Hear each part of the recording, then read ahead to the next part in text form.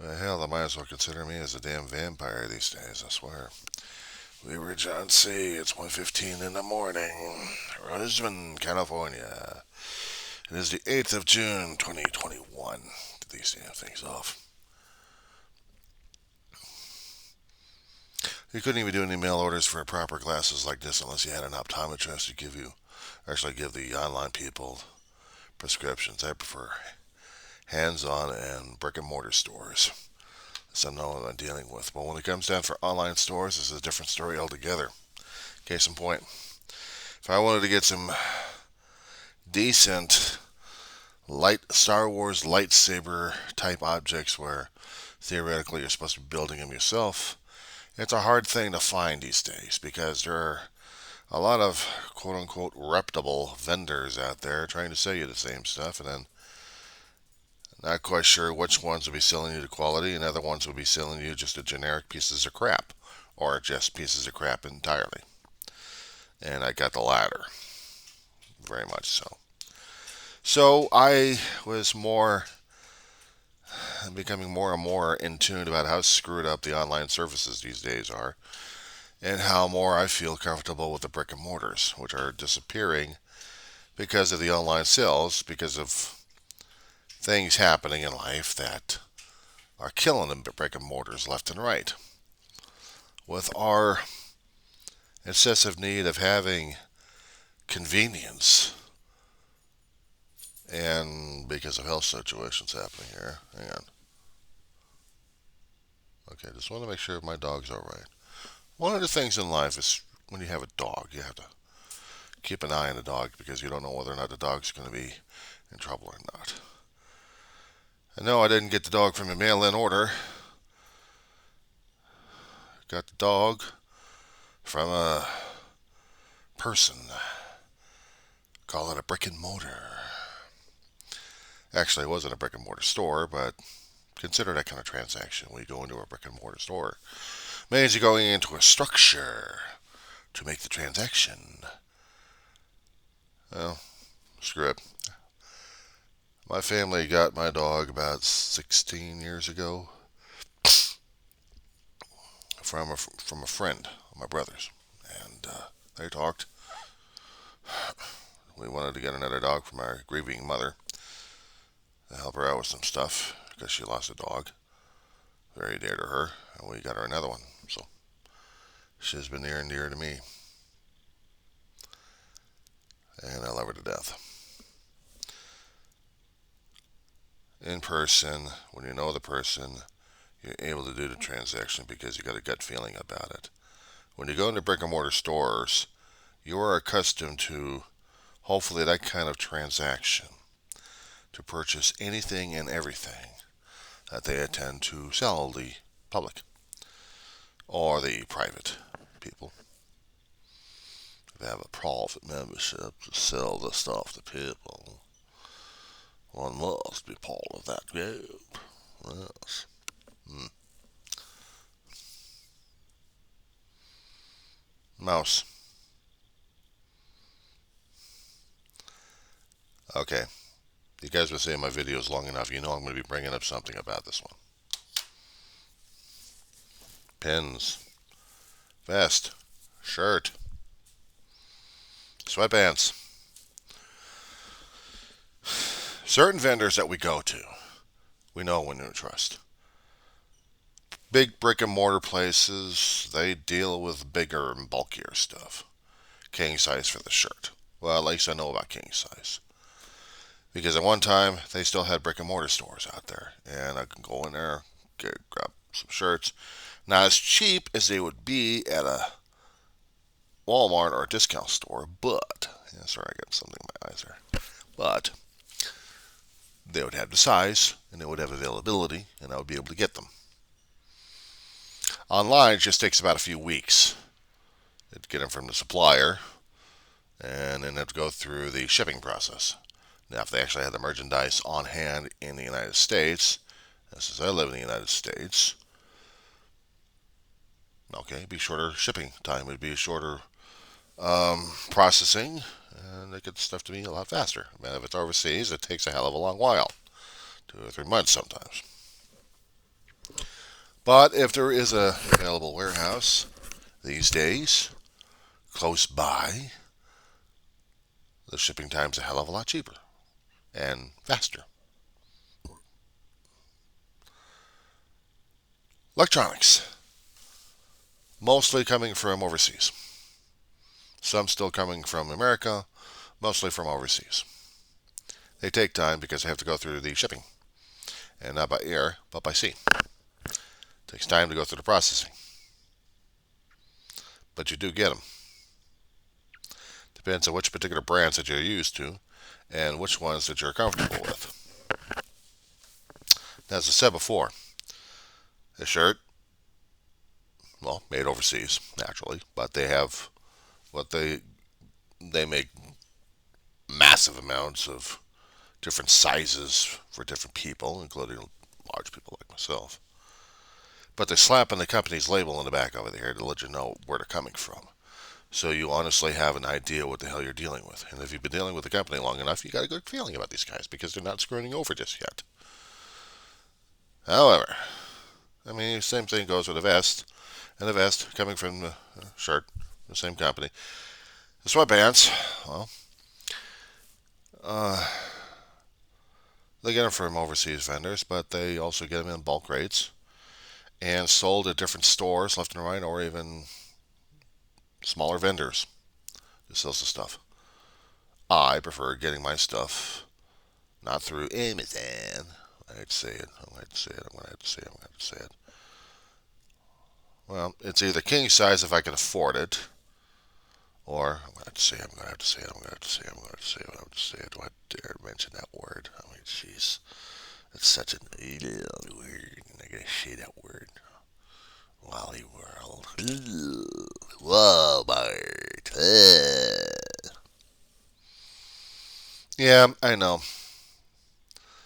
I used to work for the schmucks.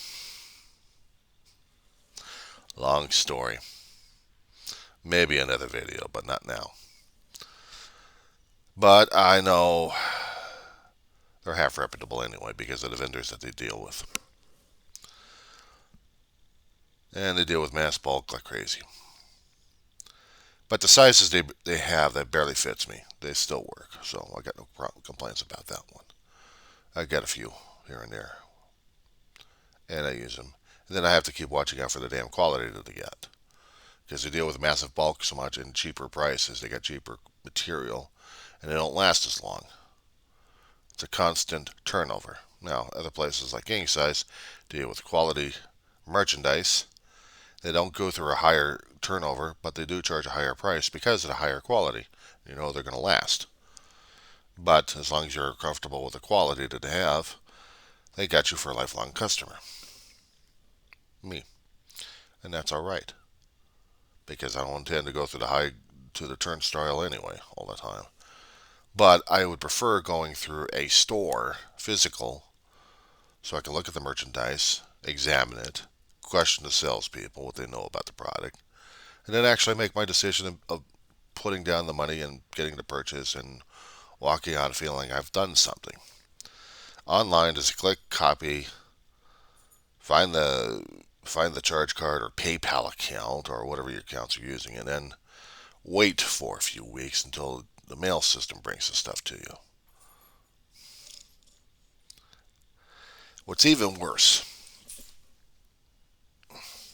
is when you deal with vendors that deal with almost custom pins, because sometimes they may or may not get the order right. I'm lucky that I had dealt with a couple of vendors online that had been reputable enough that I actually gotten some good pins out of them that haven't fallen apart yet. So I'm okay with that. Finding pin vendors is kind of hard these days sometimes, but you have to hunt.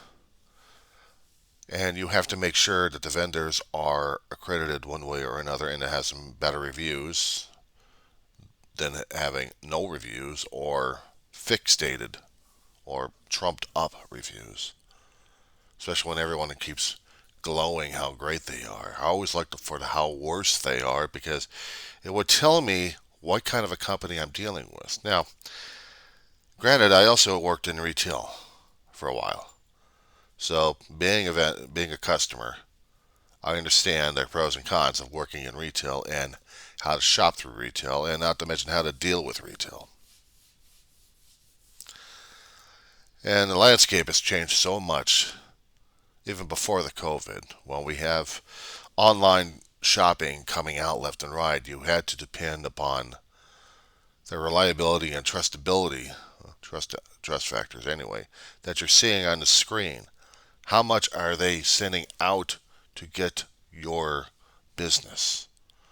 How much trust do you feel in their product line? But most importantly, their return policy and the customer service necessary, and where to contact them at, where to send stuff back, and hopefully you got a refund policy that you can get.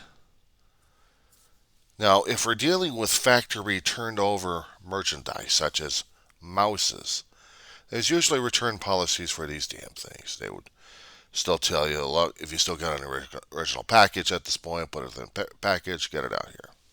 Send it back over to the company, we'll get your refund or exchange. No problem. If we are dealing with something that's already been used, they're not going to touch it with a 10-foot pole, but they may talk to you about it. If you're dealing with custom orders, that's a different story altogether, because custom orders means they had to theoretically take the time necessary to make it over to your specifications that you've given them over the line. Now, the reason why I prefer the in-person approach at this point over here, because if I'm going to get something custom made, I want somebody to take the actual measurements right there, right then. And if they're going to be taking at least 3 or 4 weeks, at least I know who and what I'm dealing with. Online, it's a different story altogether because you don't know. And you have to do your homework whether or not these guys are legitimate or not. Now, when I go through companies, I have to find out if they have reports of being scam artists or not. I go through different websites to find this information out, if there's any bad reports made out of them. Better Business Bureau is one of those sites, and there's a few other sites I've used. If they're not with the Better Business Bureau, then I'm taking chances at this point over here with my money. Now, when you're trying to get something as specific as custom-made clothing, that's an iffy thing altogether. And it also depends whether or not these guys actually understand what your clothing size is. Now, for me, I tried to get some of that stuff myself, but it didn't exactly work all that well. Because without taking precise measurements of my own self, then I can only estimate or guesstimate what I can give the other vendor in order to get merchandise. Case in point, I've got 2 varsity jackets that would have my school's colors on it, but not the colors that I was used to a long time ago when I got my first school jacket. And I got a generic colored varsity jacket that matched up with my school's colors a long time ago.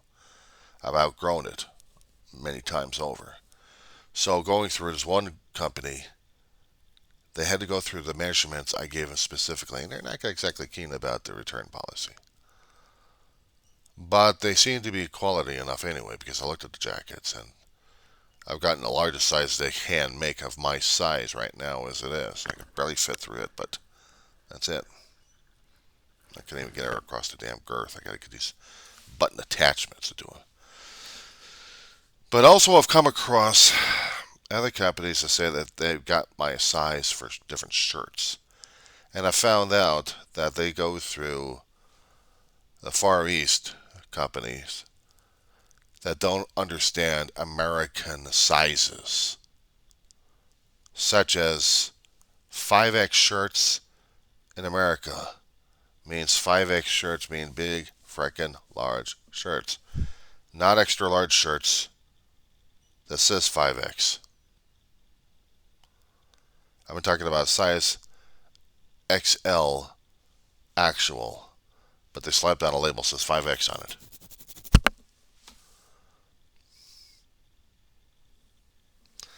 but I don't do enough homework on these things. It's where I get scammed. So now I've got to be careful, more careful. If I want a specialized shirt just for pure want, I'm going to have to find out whether or not the company is going to be legitimate or not. So I have to do my homework. I have to research. I have to tear these damn things apart, because if I don't, there goes my money. So that old Latin phrase, don't even ask me what the damn thing says, but I know it's buyer beware, so somewhere it's got to be Googled. Give me a second. I got to Google this thing.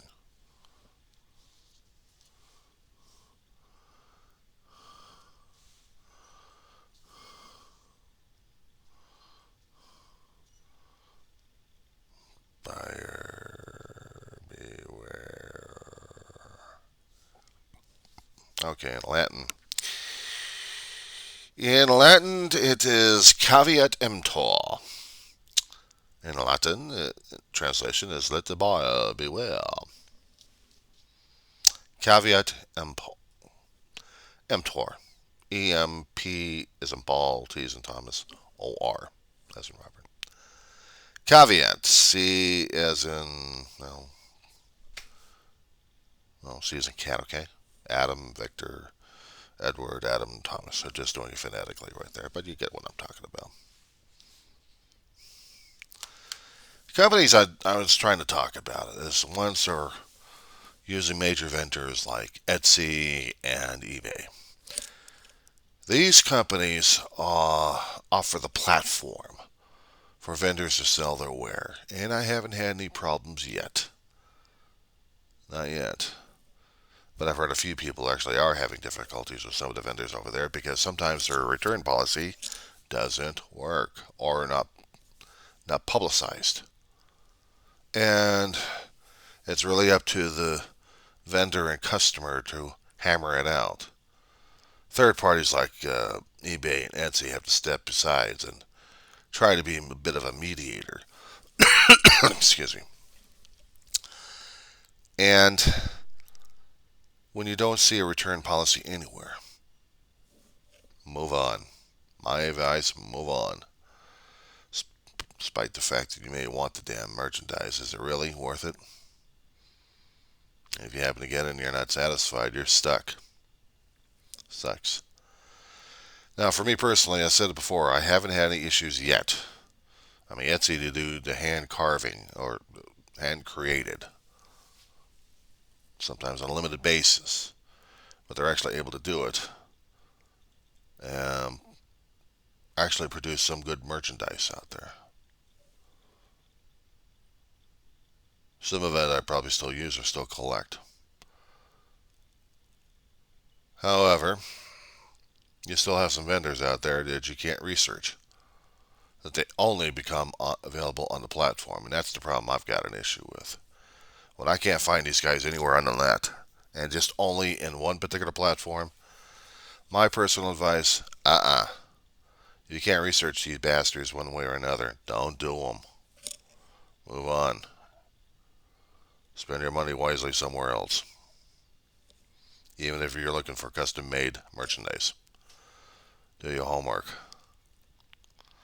And besides, other reviewers out there who have had some issues with them, you'll be getting it from different social media areas, and you have to judge accordingly which ones are better and which ones are not. And still do your homework just in case. I'm skeptic on anything and everything online these days. I have to find out who I can trust and who I don't have a problem with. Now, I did say something about eBay. There are private vendors on there that do sell, and some companies out there are actually reputable. I've had private dealers selling their merchandise, pins for one thing. I've had some good ones. And used books. There are some used book dealers out there who actually have sold me a few good books that I've gotten. I don't care if they're beat up or not. There was one book. I can find the damn thing with my damn glasses off. Probably not here anyway. Buried alive, like the worm it is. A lot of stuff I've got in his place. Other junks I've been collecting left and right. But anyway, somewhere in there, in my junk pile. There was a book regarding a title called Walk in Space, Story of the Gemini Space Program. Now, when I got this book, this was back in the late 70s. And I must have read this damn thing over 1,000,000 times, estimated. But, being an being a hungry book reader, I was. And if I had to get my hands on a book that actually got my attention, and I devoured the damn thing, I never did leave my side, just put it in a damn library, and then whenever I had a hankering for that book and the adventures, I went right after it again. It sucks when you sell your 300 book library for survival purposes. It's like selling off your damn identity and your soul, I tell you. You put yourself into those books, and those books can put something back into you that leaves a delible mark on you, I tell you. Online books just don't do it. You have to get a book itself and finger it and smell it and live in it. I was lucky and fortunate and blessed enough to find one particular book that I hadn't seen in a hell of a long while. I was going to be showing it to you. Give me a second here. Well, trying to do a bit of research is going to drive me crazy. With better lighting, I can show you the rest of the book over here in its title. But this was the book talking about the Gemini space program. The lighting that you see is directly from my laptop at this point. And so I gotta get the lighting fixed in this place. Sorry about it. But this talked about, and this was about from Gene Gurney. I think he was one of the major contributors to the space program because he talks about it in depth concerning about the astronauts' training, what they did in space, what they ate in space, and how they had issues in space regarding their training, all the way to the Apollo program. And they were taking all the Mercury astronauts, and some of them were actually able to be qualified to be Gemini, but very few of them actually went through the program, all the way through Apollo. One of them had to skip Gemini in order to get to Apollo. Kind of sucked. So the new generation had to do all the work, get all the experience. So the new Apollo astronauts, after they learned the training from the second generation of astronauts, would be able to get out there. And it was interesting following the space program through this particular viewpoint because I never heard about the Gemini program growing up as a kid. As an adult, doing more research, yeah, I did. Saw the name, but I didn't realize what the hell it was. Where I found this was in a box of stuff that I was actually getting through the email systems. So through different bookstores. But mostly when I saw them on Amazon, and I saw them through Walmart, but actually through Amazon and a couple of other thrift stores, I wanted to get my books. And I did. This is one of those books I got through the thrift store account, and you hardly ever see this book anymore. It was written in a language where a common everyday person like myself, who didn't understand anything concerning about the technical aspects of how to get into the program, of how to fly a ship, the mathematical genius needed to do celestial navigation, especially when the computers go off and you need to do star charting just to find out where the hell you are. And the techniques you had to learn through that one too. As I said before, a book fanatic. But these are the things I had to look out for, trying to make sure that the merchandise I get was suitable. And then again, when you do go through a reputable company, you do get mistakes. Sometimes the equipment that you get isn't what they advertised. Especially when you go for the cheap, what do you expect? If you go for quality, it's only when you have the money to do for it, when you can afford it.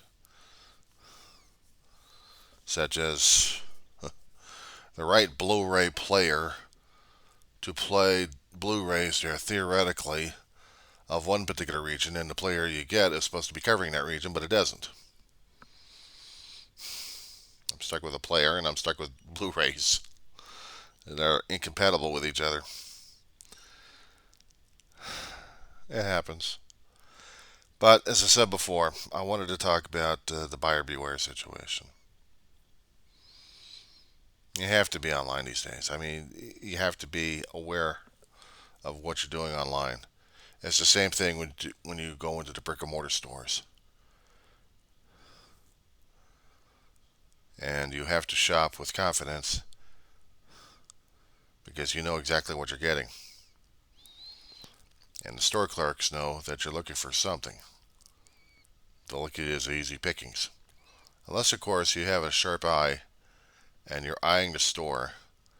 You're looking and you're judging whether or not this is the place or not. You have to do the same thing for the online stores as well. You have to be conscious and be aware of what you're shopping for.